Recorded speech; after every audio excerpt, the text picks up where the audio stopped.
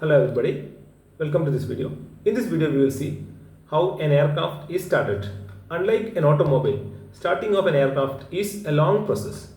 This is a blueprint of a typical commercial passenger aircraft. This is the crew flight deck and control cabin or cockpit.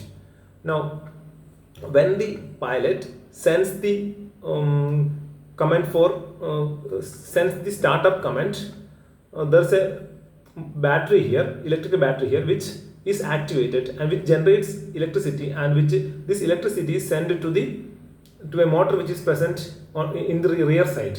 Now this motor this motor kicks off, and the shaft rotates, and to that shaft an auxiliary power unit will be coupled. This auxiliary power unit is which is called APU, which is nothing but on a single shaft you have a compressor and a engine and a turbine arrangement. Now once this shaft rotates, there's an opening here through which air enters into this cabin. Now since the shaft is rotated and air is sucked, so this air will be compressed when it passes through the compressor blades, and this compressed air will be entering into the engine which is present there. Okay, so into that compressed air, fuel will be sprayed and air fuel mixture will be generated, and this air fuel mixture will be burned, and this burned product expands through the turbine, and as a result of that turbine blade rotates, and the speed of the shaft increases. Now once the speed of the shaft increases, what happens is more and more air will be sucked into the cabin, so more and more air will be compressed, and as a result more and more air fuel mixture will be burned in the engine. So, and this burned product expands to the turbine, and as a result of that the engine speed further increases and reaches a normal speed. Now once this engine starts running by its own, no need of this electric supply, so that is cut off. Now what happens is this auxiliary power unit starts running by its own.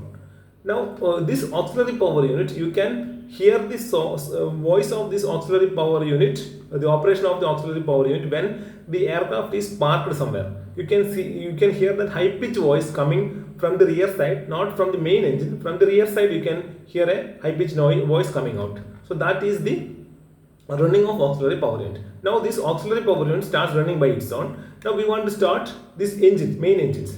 So what happens is the part of the air which is compressed by the compressor will be sent to the engine which is used for running that, and the remaining part, a major part of that air will be sent to any one of the main engines here. So say this engine. Now this engine is nothing but it has got, the arrangement is like this. It has got a large propeller here, or a blower here, propeller fan or a blower. Okay, then behind that you have a low pressure compressor, an intercooler, a high pressure compressor, an engine, and a turbine. Now this air is allowed, the part of the air which is coming out from the auxiliary power unit will be entering into the turbine here, which in turn rotates the turbine blades. Now this turbine blade, since the turbine is rotated, the main shaft is rotated, and the propeller fan or the blower will be rotated. So since this propeller fan is rotated, more and more air will be sucked into this cabin. So, okay, atmospheric air will be sucked into this cabin, and that air is called ram air. Now this ram air, since the shaft is rotating, the ram air will enter into the first lower pressure compressor, then into the intercooler, then into the high pressure compressor, and coming out, the air which is coming out of the high pressure compressor will be at very high pressure. Now that air will be entering into the engine, where air fuel mixture will be burned, and that burned product will be escaped through the turbine blades, so which runs the turbine, and now the turbine speed increases. So as a result of that the engine speed increases, because more and more air will be, as the turbine speed increases, more and more air will be sucked, and more air fuel mixture will be generated, and as a result of that the engine starts running by its own.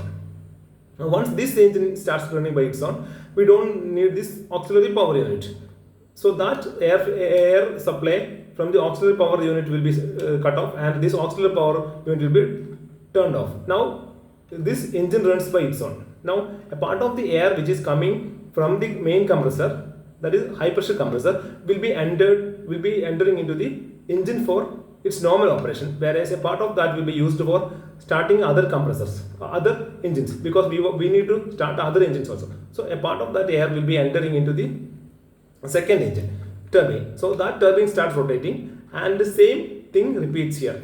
So this engine will be started, and other two engines also will be started. So in this way, all the engines will be started, and the engine and as the aircraft starts moving, the engine picks up speed, and as it reaches the normal takes off speed, it takes off. This is how an engine is started.